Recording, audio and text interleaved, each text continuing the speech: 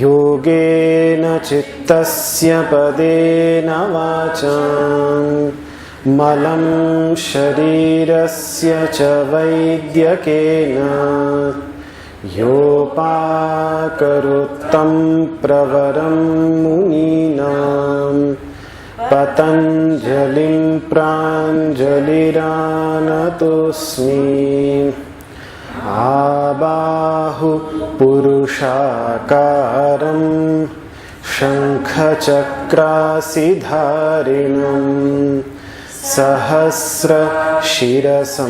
श्वेतं प्रणमामि पतञ्जलिं हरिः ओम्।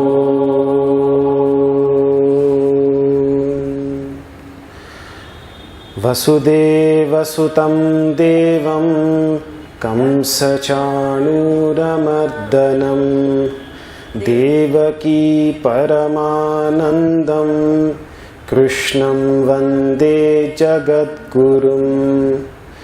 सर्वोपनिषदो गावो दुग्धा गोपालनन्दनः पार्थो वत्सः सुधीर्भोक्ता दुग्धं गीतामृतं महत्।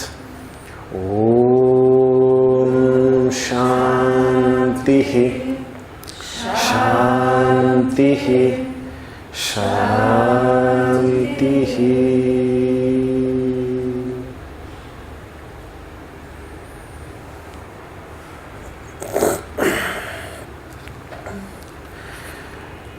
So in the Bhagavad Gita, Yoga Shastra, we are studying the 4th chapter, and we had already discussed the 12th verse of the 4th chapter, which is on page number 74. So today we will study the 13th one. So yeah, I think it's a little bit too much.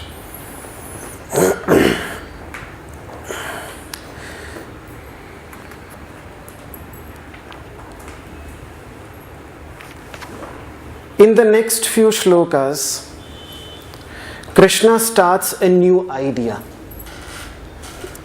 Yeah. It is the idea of what we call in Sanskrit akarta karta, which means a non-doer doer. A non-doer doer. Shri Krishna will explain this idea again and again. He is touching upon it within the next 3 shlokas. It is an oxymoron because akarta karta, non-doer doer. What does it mean? Doing something without a sense of doership, without a sense of agency. This is what the word non-doer, doer, when we use it in that sense. And it is one of the deepest ideas towards which Ishvara Pranidhana, the 5th niyama in Ashtanga Yoga, leads.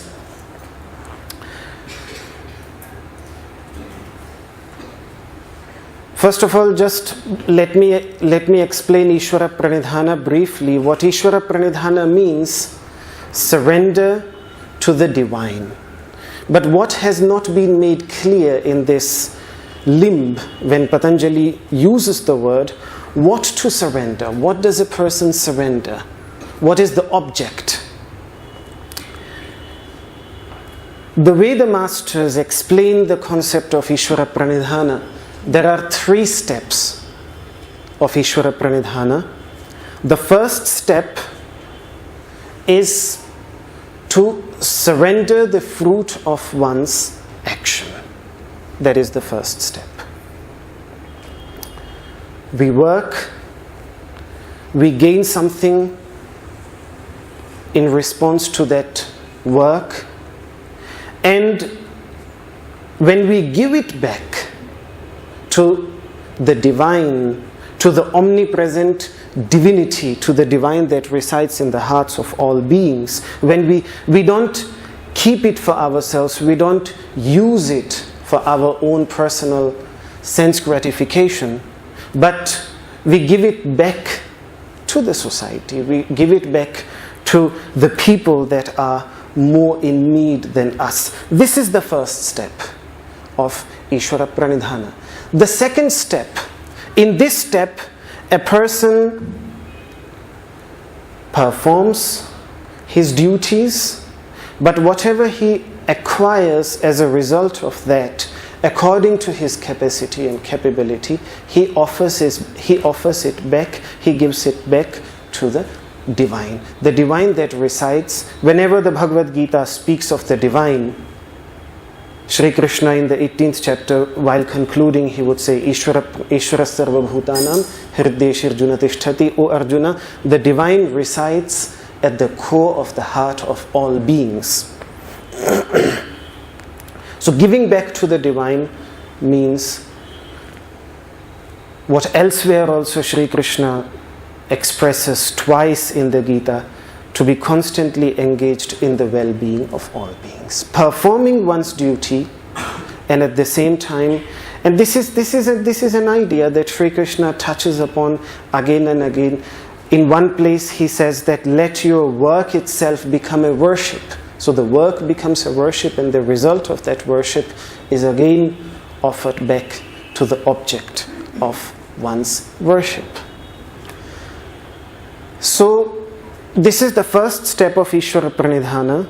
The second step of Ishvara Pranidhana is, as a person goes deeper within himself, and now this is not an effort that a person does, that he effortfully he does not perform his duties. It's not that. It happens naturally when a person goes deeper into his practice, may it be the practice of yoga, may it be the practice of asana, may it be the practice of pranayama, may it be the practice of meditation. There needs to be a compromise with one's duties. Because sometimes we are engaged in so many duties that we cannot dedicate enough time, enough work to what we want to do. That's difficult. So then what to do? There, with the faith that I will be taken care of if I'm working to reach the core of my being, slowly and slowly, as a person, even his commitments, his duties, when he lessens them, when he makes them less and less, so that he or she can dedicate more time to this introspection, more time to their yogic practice. That is offering the duties themselves. So first of all, it is offering the fruit of one's action, and then offering action itself. That is the second step. And the last, the most important and the most difficult one, is to perform one's duties, perform one's actions, but without a sense of doership, without a sense of agency, giving up the ego that I am the one who is doing it, I am the one who did it, but realizing that it is the universe that is expressing its will through me. But for this to happen, what a person has to get out of the picture is one's limited desires. Till they are there, we will keep on, our ego will keep on intervening in what we are doing. We can say that I'm not doing, but because our desires are involved, it's easy to say, but when it comes, the ego gets hurt. So that is why the first step in the understanding of Karma Yoga is to perform one's duties without a desire for their fruits. This is the very first step. And this is what Ishvara Pranidhana's first step stands here. So for this to make this clear, what Krishna is doing here in the next verse, he's presenting himself as an example. He's presenting what we keep on discussing by himself. I made it clear also the last time when he refers to himself. The I of Krishna is the I of every self-enlightened soul.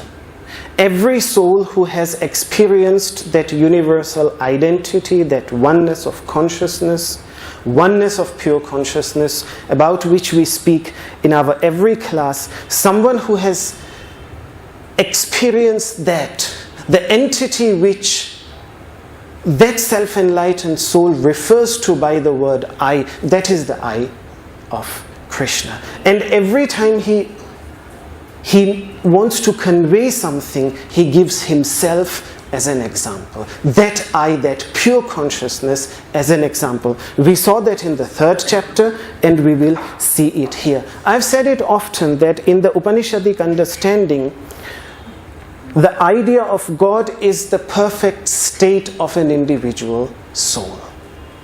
It's the supreme ideal. Again and again in the Upanishads, for example, in Kathopanishad, we find this samane vrikshaha, on the same tree, purusho nimagnaha, the divine, the universal, and the individual both abide on the same tree, but one is nimagna, one is completely immersed in its forgetfulness, in its sorrow of the world, anishaya, because the individual has forgotten its essential nature.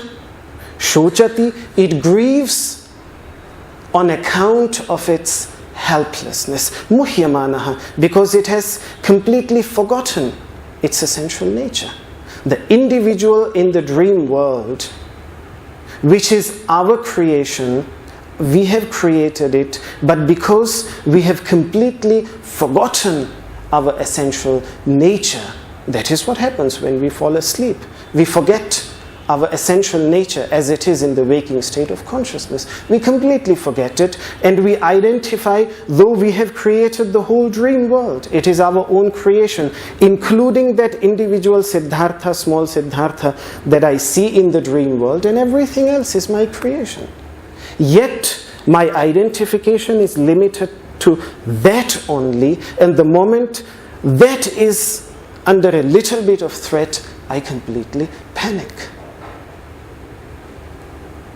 Why? Because I have forgotten my essential nature. How am I in reality in the waking state of consciousness, in the waking state of awareness?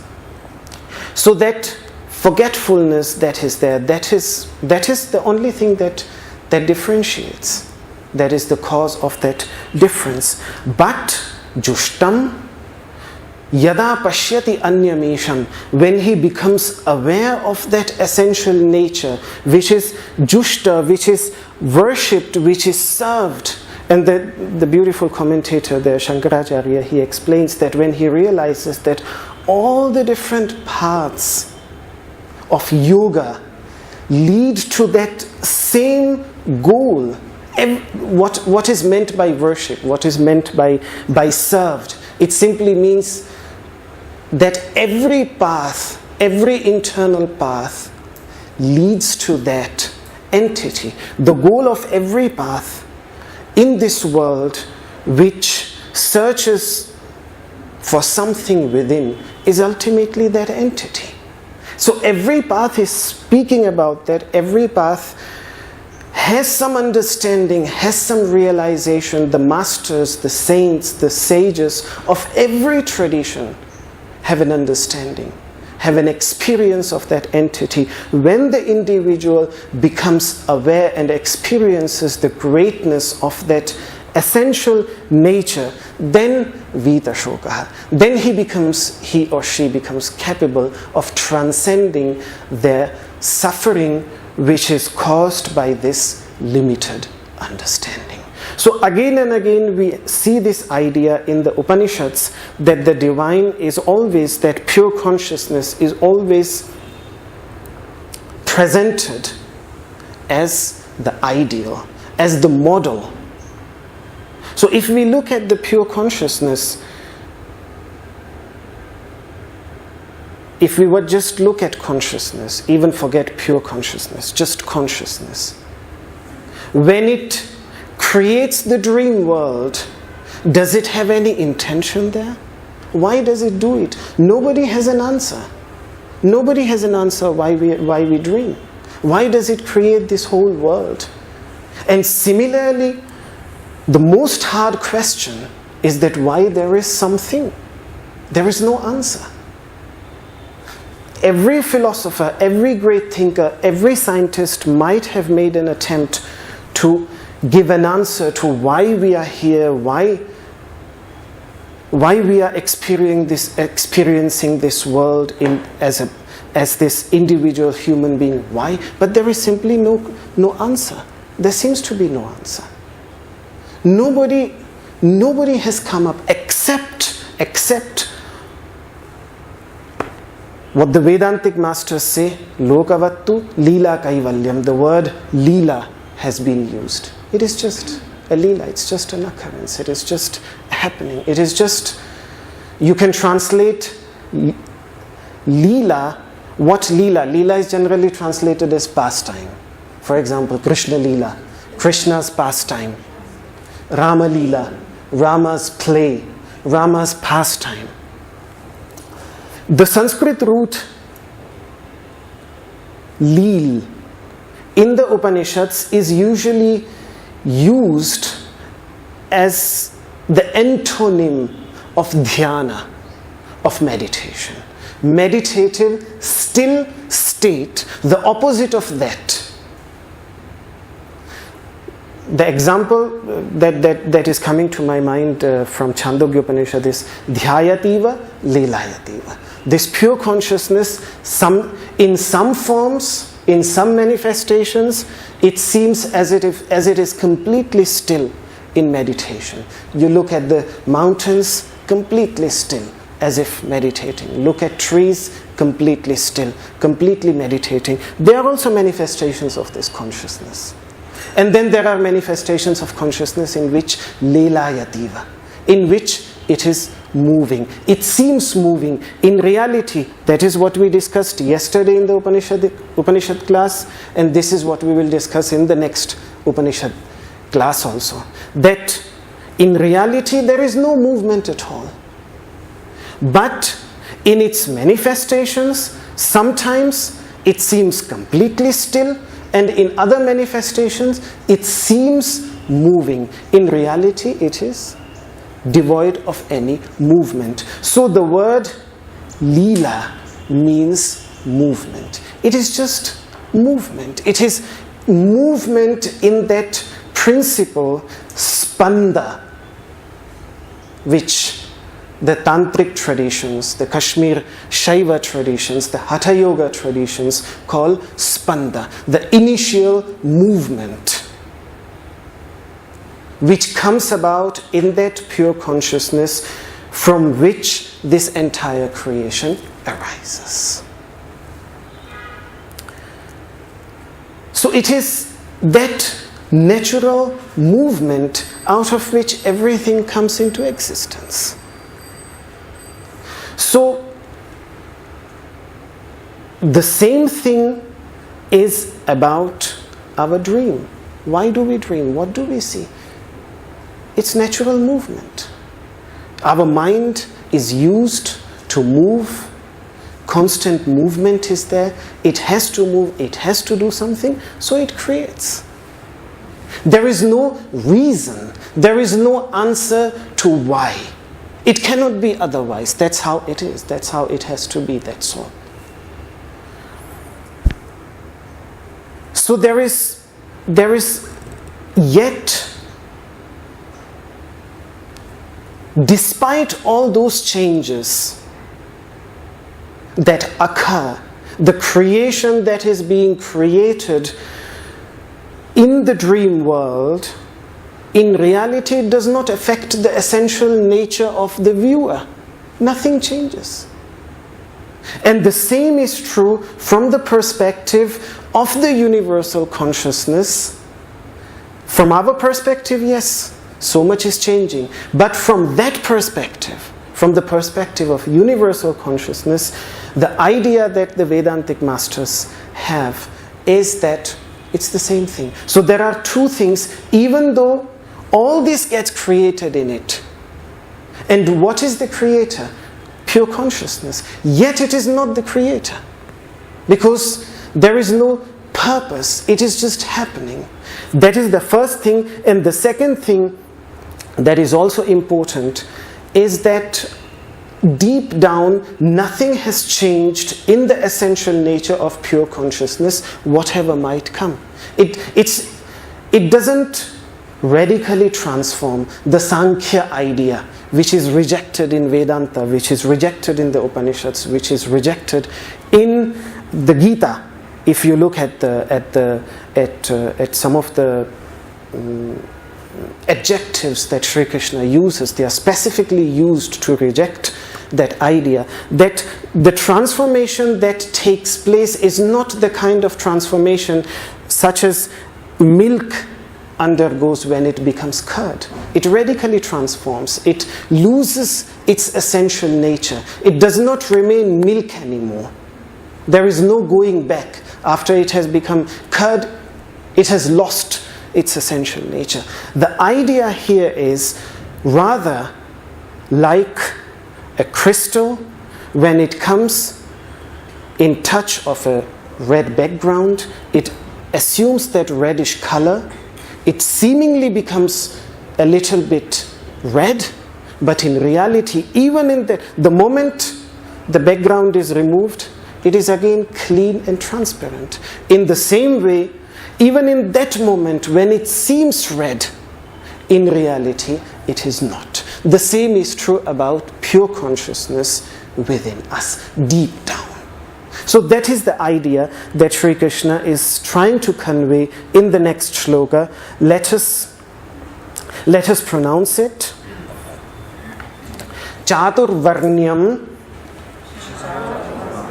It's, if in case you don't you didn't get it, it's the 13th shloka on page number 74.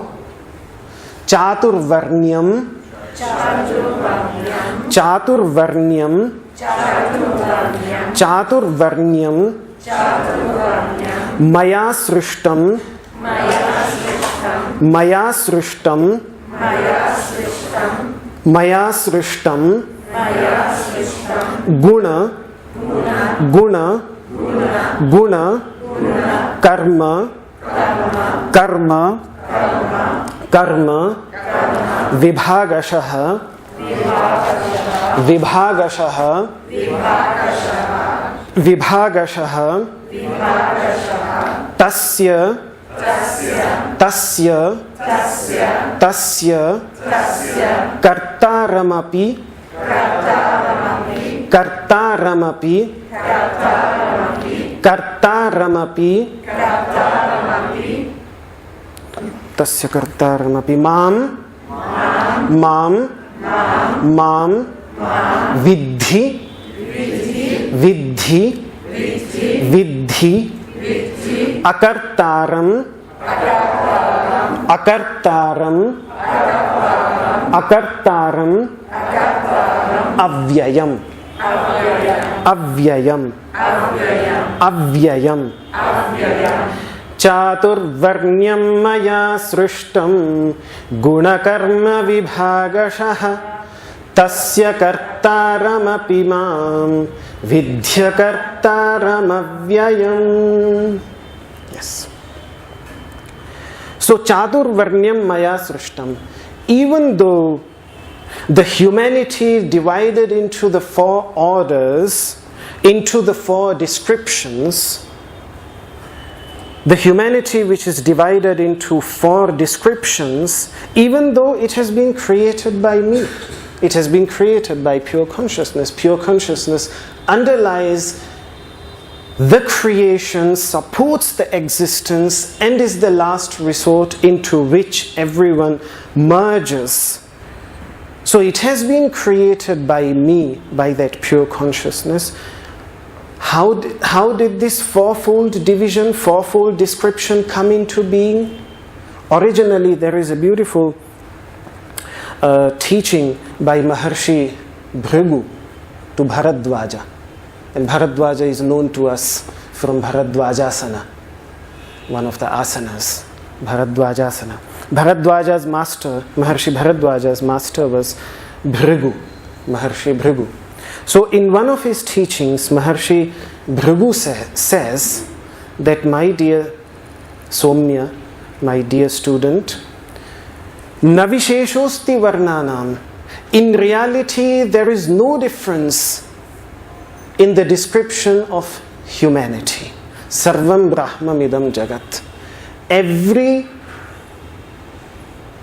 being, Jagat, now he uses the word Jagat, every moving entity is a creation of Brahman. And therefore it is Brahma, Brahmana. What does Brahmana mean? Brahmana means the child of Brahman, the child of pure consciousness. So every entity, every created entity, every moving entity, every living entity is a creation of that pure consciousness, of that Brahman, and therefore it is Brahmana. It is a child of that Brahman. It is a child of that pure consciousness. But karmabhihi, due to their individual preferences and actions, their karmas, varnatam gatam, they were divided into these descriptions. So generally in the Indian Vedic context, the 4-fold description is Brahmana, the social group of people who pursue the knowledge of Brahman through the teachings and through living a life in accordance to those teachings. They are known as Brahmana. The second description, and why I'm translating Varna as description, because that is the correct translation of Varna. Varna is related to the word Varnana. And Varnana, ask anybody speaking Hindi, they will tell you Varnana means a description. So Varna is something by which an individual is described. It is a description. There is also another meaning, I will come back to that. Varna also means color, but color has to be understood in symbolical meaning. So I will come back to this. The second description is Kshatriya. Kshatriya is someone whose duty it is to keep law and order in the society so that it can be protected. Society as a complete structure, because the Vedic outlook of society sees the complete society as one single organism, and individuals like the cells in our body, each one of which has their own duty. Our different limbs, our heart has its own duty, our legs have our own duty, our arms have their own duty, and they all together contribute to this entire body. If any one of these starts malfunctioning, the whole organism suffers. So this is the outlook that we find in the Vedic society, in which all the different people of different descriptions, which is a reality. In every society you find these people, whether they are clearly classified or not. But no society can function without these four classes, these four types of people. It's just not possible. It is impossible. So, Kshatriya, the second one, Kshayat Trayate, that which protects the society from its downfall by upholding law and order.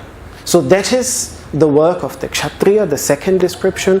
The third description of Vaishya is the one who tills the land, the one who does something to accumulate wealth, and then gives wealth to the society by paying tax and all these things. So the taxpayers, because they accumulate wealth, they pay tax. They pay tax so that law and order can be kept in the society. So their work is to till the land, their work is merchandise, to take care of the animals, all these animal husbandry, all these jobs. And the fourth description is the group of people who take care of the needs of these three classes. The wise men, the Kshatriyas, the aristocrats, and the merchants who serve them, who are working for them. So that is the fourth class. So these four classes were divided, and that is where originally I think the idea was, as we see even here, Shri Krishna makes it very clear, guna, karma.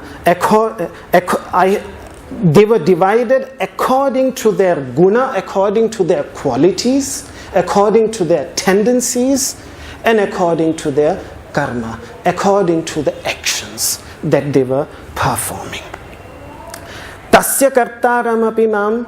Now, even though I am their creator, I am the doer, I am the one who created them, in reality, know me to be akarta, to be the non-doer. Avyayam, because I am that unchanging reality. So he is referring again back to pure consciousness. Even though that pure consciousness has created everything, supports everything, and is the final resting place of each and every individual, therefore it seems to be the creator of everything, yet in reality it is the non-creator creator. It is the non-doer doer.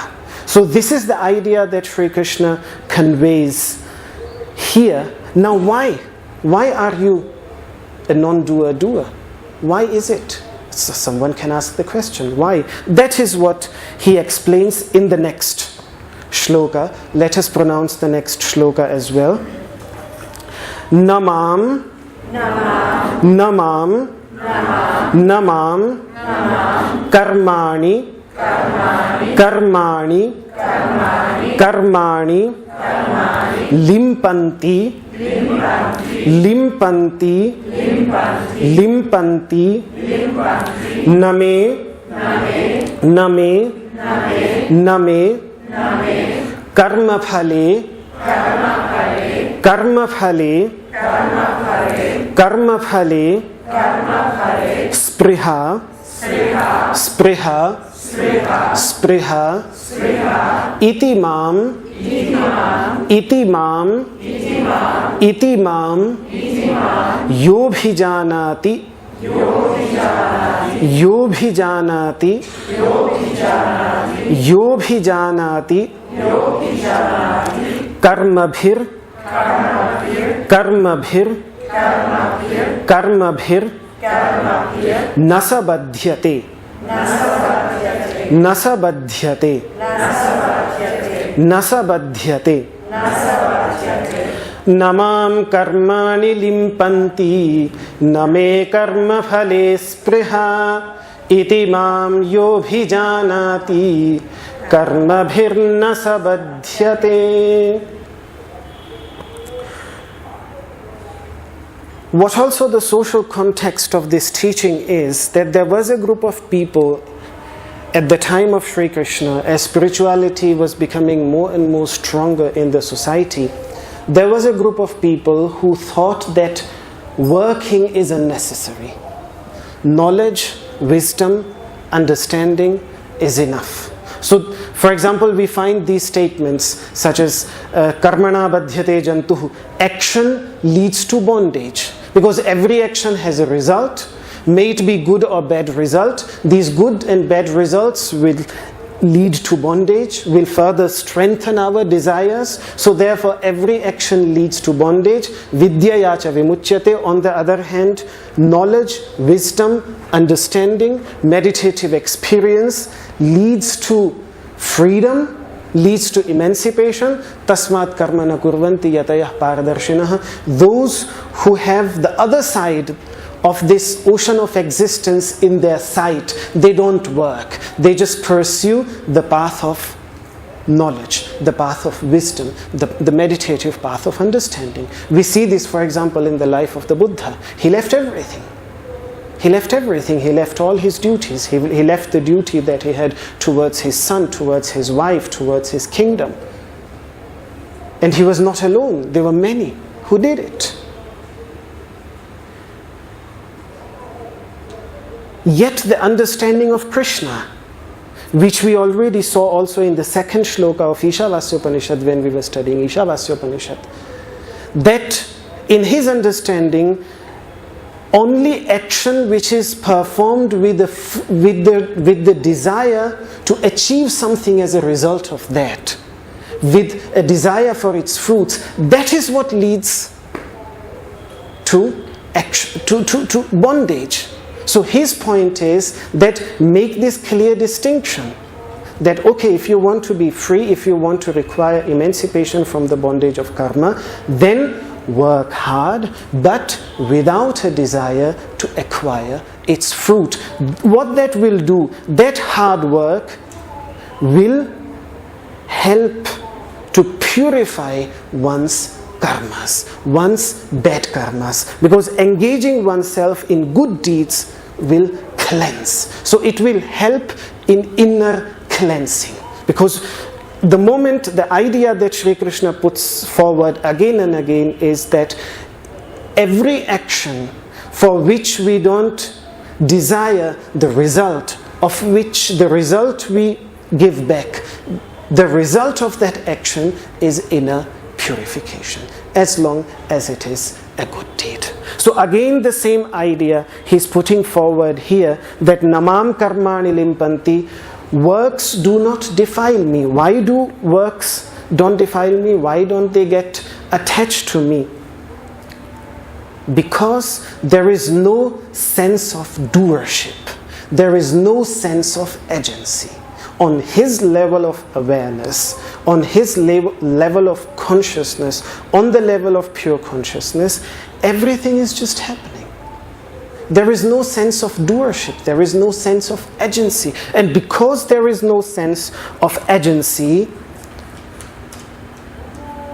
the result of those actions do not attach themselves to that individual. They don't defile, they don't get attached. They don't defile that individual person. So namam karmani limpanti, but this happens only at the level when a person transcends his individual identity, his limited identity with the body, and experiences the universal identity, oneness with universal consciousness, of which the Upanishads speak again and again. And there are various ways of expressing it.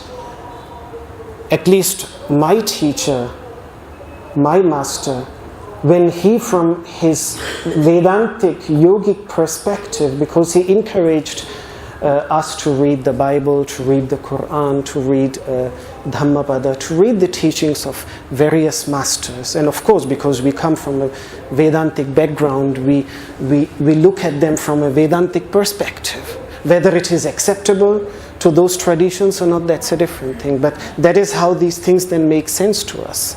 So for example, when we look at the whole idea of crucifixion in Christianity, which is really the central idea, the whole reaching there, the last moment in which, first of all, Christ wants the divine, wants God to remove that, what is the English word for the vessel from which he had to drink, which was symbolically for all the suffering that was to come. No, there is a specific word that is used there. Can't remember it now. In any case, he asks to remove it from him. But then ultimately, that ultimate surrender where he says that thy will be done. That is that ultimate complete surrender where he surrenders his individuality completely. And in that understanding, in the symbolical understanding of crucifixion, it is the crucifixion of the limited ego. And it is only in that sense that statements such as if any man will come after me, let him deny himself and take up his cross and follow me. So what does it mean? To take up his cross, deny himself and take up his cross. When we look at it from this perspective, to us at least, it seems that he's just talking about losing that individual identity, and because as a result of that, when a person transcends that individual identity, as a result of that he acquires the universal identity. When the river flowing into the ocean flows into the ocean and loses its limited identity, river Ganga, it's no more seen as Ganga. You cannot see it as an individual river, distinct from the ocean, yet not a single drop of it gets lost. On the contrary, the identity that it acquires is so vast. The whole ocean becomes its identity. If a person, but for that, the river has to merge itself altogether into it, has to become one with it completely. So when the same thing happens with this inner stream of awareness, which is often referred to by Vedavyasa in his commentary on the Yoga Sutra, when he speaks of Chitta Nadi, the river of awareness, this inner stream of consciousness. So Namam Karmani Limpanti, because there is no sense of agency, works do not defile me, name karma phale spriha. The most important reason there is because I have no selfish yearning for their fruits. I don't do something because I want to achieve something. I have no end result in sight for which I am doing it. There is no selfish purpose. There is no self-gratifying purpose that this is what I want. Whatever we do in our life, we always calculate. We say, okay, this is what I want to achieve. This is what I want to acquire in my life, and therefore, let me do this. I don't calculate that way. This is what Sri Krishna is saying. Name karma phale spriha. I have no yearning. I have no craving for the fruit of actions. Karma phala, name karma phale spriha. Because the Creator does not create for a purpose. No purpose gets fulfilled of the Creator by creating this creation, like no purpose of an individual gets fulfilled by creating this world of dream. It just happens. It is a drama that is happening in consciousness. It does not do it for a particular purpose. So creation happens very naturally in consciousness. Itimam yo bhijanati. In this way, someone who has understood me, who knows me thus, And that me which Sri Krishna is referring to, that me abides at the very core of every individual. The me that he refers to by me is not the limited me. He has completely destroyed, he has transcended that limited me. So when he uses the me, when he uses this word, he uses it for the same, whether we use it after enlightenment. Anybody who would use the word I after enlightenment, he would refer to the same entity. Iti mam yo bhijanati, someone who understands me thus, and therefore not only understands, but tries to follow the ideal, which is works to get rid of this sense of ego, sense of doership, sense of agency, which in practical terms means to work without a desire for selfish gratification, without a desire for those fruits. Then iti mam yo bhijanati karma bhirna sabadhyati, he is not bound by works. He is completely free. Then works cannot defile him. Works cannot bind him. Karma does not get attached to him. What does it mean? What do we mean when we say karma gets attached? The idea is that every action leaves a subtle impression in the individual subconscious mind. Every action leaves a subtle impression. If there is a good action, it leaves a subtle good impression. If it's a bad action, it leaves a subtle bad impression. This is a reality, and we know that because why otherwise can we explain memory? Why do we remember? Because these subtle impressions are there. Of some, how by practice on the first day we cannot ride bicycle, but then after a few days by practicing it, we are capable of riding it. In the beginning we are incapable of standing up, but now we just walk. We don't even think about it. But how much effort we had to do as a child. So what was happening? In the first attempt, a samskara, what we call samskara, a subtle impression, was created. By practicing it again and again, that samskara, that subtle impression, gets strengthened. And the more it gets strengthened, the more we master the action. So what happens deep down is that samskara is created. And these samskaras, whether we are aware of them or not, they also deeply influence our behaviors, our decisions, what we do in our life, how we react towards others, how we behave to others, and therefore have a deep influence on what happens in our life to us. So Sri Krishna's idea here basically is that these samskaras, they don't get attached. They don't defile that pure consciousness if the individual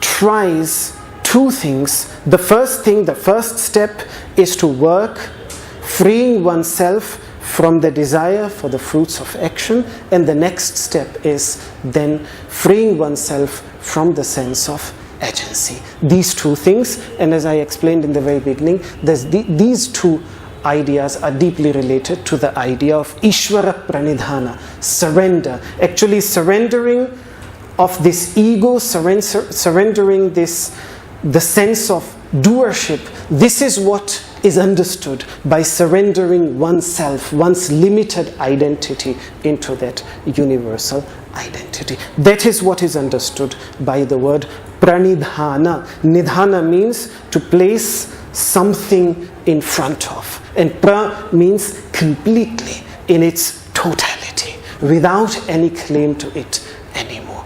Pra means it just emphasizes it, to place it in front, that this is my limited identity and here it is, without any claim to it anymore. So that is how Sri Krishna In the next shloka, now the time is over, but in the next shloka he gives an example of the previous masters. This is what the previous masters have done. Interestingly, Sri Krishna's examples are always individuals who have achieved this state of awareness while they were completely engaged in their worldly duties. Earlier, when he gave the example in the 3rd chapter, he gave the example of himself, which is very clear. He did not leave anything. He himself created this awareness while remaining completely busy with his duties. And the examples that he also gives, usually the 2 examples that are given, King Janaka and King Ashwapati, both of them are Upanishadic examples. Both of them have been beautifully mentioned. Their practices, their discourses, their discussions with their masters and how they led their lives, all these stories come from the Upanishads. Sri Krishna just refers to them, says, look at them, look at their example. They were kings.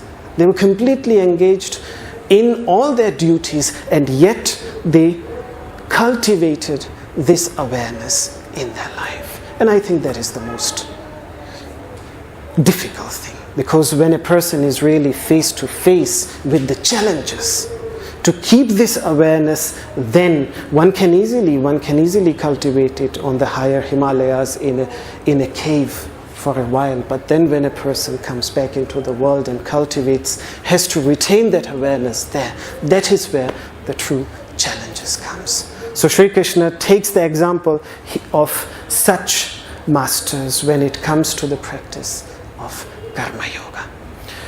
So still, any thoughts, any questions that can still spend a few moments on this? Yes? The word guna means exactly what? It means that it's more us, or it's more broad sense. First of all, Which word? guna. Guna. He's asking, what does the word guna mean? First of all, there is no Sanskrit equivalent being used here which can be translated as caste. The Sanskrit equivalent to that is jati. The word jati has not been used here. The word varna has been used, and varna, as I translated, it just means description. That's all. The word guna, which you have asked, what does it mean? Guna means quality. Guna means virtues. Guna means it either refers to these 3 gunas, sattva guna, rajo guna and tamo guna. So the division is in accordance to what is predominant. Whether we see sattva guna, the transparent quality of pure being, that is what sattva guna means. Now you want me to explain sattva guna and rajo guna and tamo guna, then tamas means darkness. And to understand these 3 words, I think the best metaphor would be to look at a mirror. Mirror in complete darkness, there will be no reflection. That is tamoguna, the quality of darkness. Then the second is rajoguna. Rajas means dust. So the moment some dust settles on the surface of the mirror, you see some reflection, but the reflection is not clear. Or just a glass. You can't see through if it is complete dark. And if there is some dust, you see through, but you can't see clearly. That is rajoguna. Rajas means dust. Rajoguna, the quality of dust. And sattva guna.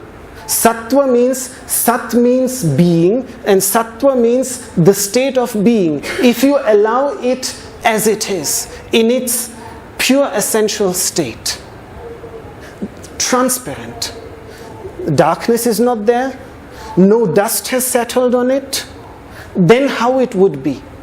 that is Sattva Guna. Now explain this with the mind, because these three gunas are in relation to the mind. Either there is complete darkness of ignorance, there is no understanding at all, therefore there is no clarity. So that is Tamoguna. Okay, some understanding is there, but lust, greed, anger, all these emotions which agitate our internal world, they settle like dust, and therefore it loses some transparency. That is Rajoguna. These are the Rajasic qualities: anger, hatred, all these qualities, they are the Rajasic qualities. Remove tamas, remove darkness, remove Rajas, remove the agitating qualities. If you allow the mind to remain as it is, its state as it would be, that is Sattva Guna. So, whatever is predominant, accordingly the division has been introduced. Yes? This interpretation of these four orders of society is not inside the verse itself.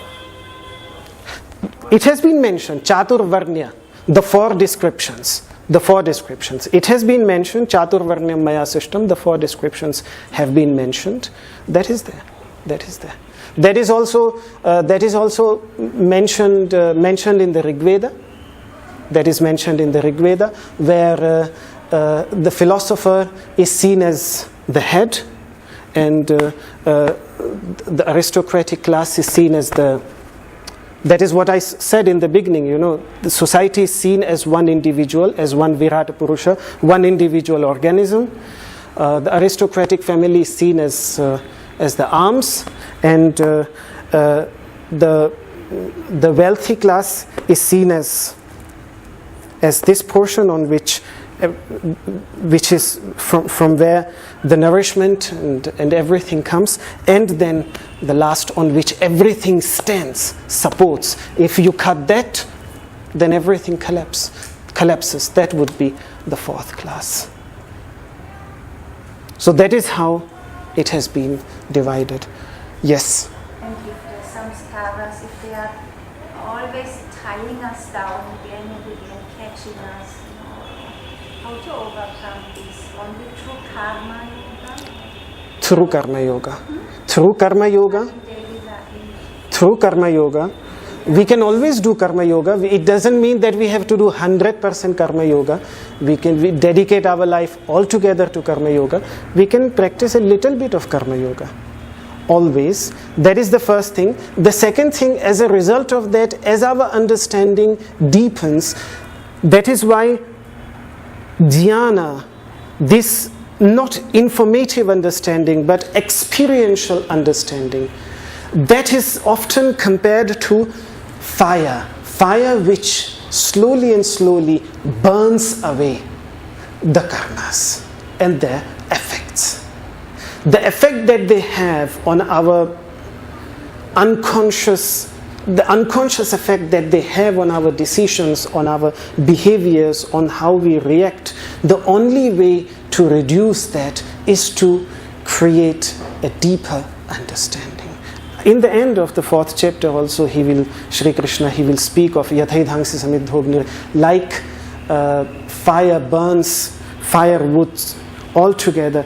Jnanagnihi, similarly the fire of knowledge, the fire of wisdom, Jnanagnihi sarvakarmani bhasmasat kurote tatha. It slowly and slowly annihilates, completely destroys all karmas. So yes, it's a gradual process. But a little bit of karma yoga, it's deeply personal. It is not even the act. If I say act of charity, even act of charity can be done for some, so that I have a good name, so that I have good social standing. The moment we have settled for something that we want, social standing or good name or this, then we get that, and it remains with that. There is no further growth, further internal growth. Further internal growth only comes when a person is capable internally completely to detach himself from the results of those actions. That is when internal growth unfolds. internal development unfolds. And every action that we perform with this understanding, with this awareness, it requires tremendous awareness.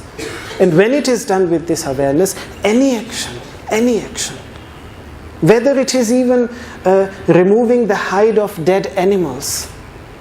Raidas, one of the greatest saints of India, 15th century, master of Mirabai, his work was to remove the hide of dead animals and make shoes out of it. That was his work. That was what he used to do. That was his occupation. But he was doing it with that awareness. He was doing it with that understanding. And when that understanding comes, then it doesn't matter what a person is doing. Kabir, one of the greatest mystics, he was a weaver. He just used to weave clothes. There is a beautiful story in Mahabharata to which the Bhagavad Gita belongs. By the way, Gita is just one Gita. There are 5 Gitas in the Mahabharata, in the original text of 100,000 verses. These are just 700 verses out of these 100. Gita means song. Yeah, Bhagavad Gita means the song, the teachings of Bhagavan, of the divine. But there are at least five such Gitas in the Mahabharata and Gathas. There are many Gathas in the Mahabharata. Gatha is an interesting word because Zoroaster's teaching in Zoroastrianism is also known as the Gathas. In any case, one of the Gitas is known as Vyadha Gita, the Gita of the butcher, who lives by selling the flesh of animals.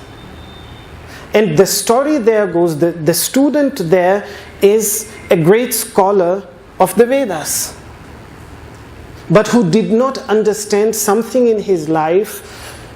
It's a long story, but something in his life told him that he was losing the essential teaching of the Vedas. So ultimately he was directed towards this Vyadha, this butcher, who was practicing, who was living these essential teachings. And he comes to him. There's a beautiful dialogue, one of the most beautiful dialogues in the Mahabharata comes under Vyadha Gita. Amazing teachings. So it doesn't ultimately, it doesn't matter what the person is doing. It depends the awareness that a person has. Now, animal rights campaigners, and they will start having problem with that. Of course, it's highly problematic idea because ahimsa is the central concept, non-violence is the central concept. Yet, this is the beauty of the Mahabharata, that it presents ideas sometimes in such, it's not clearly black and white in Mahabharata, like it is in the world. In the world, there is nothing clearly black and white. So, yes. Any other? So Karma Yoga? Yes, Karma Yoga. Yes.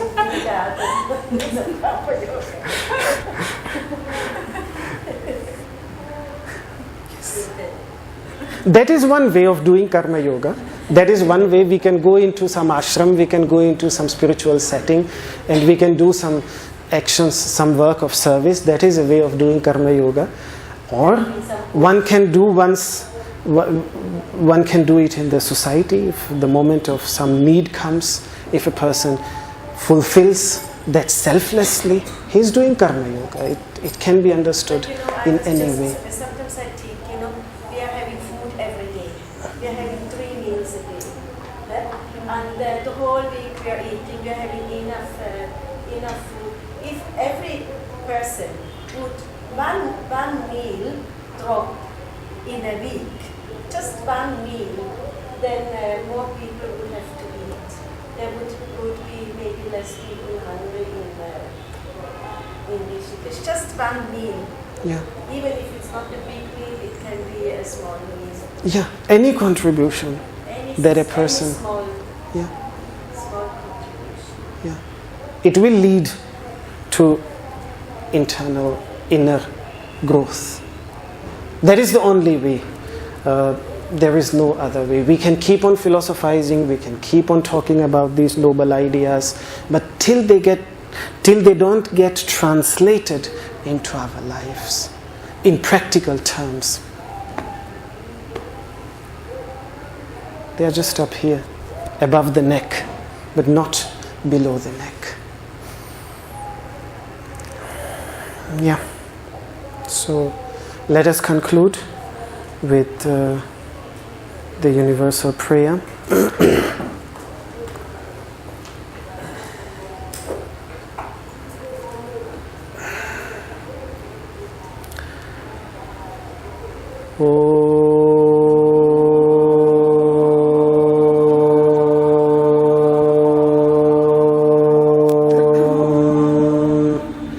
Sarve bhavantu sukhinah, sarve santu niramayah, sarve bhadrani pashyantu, ma kaschid dukkha bhag bhavet.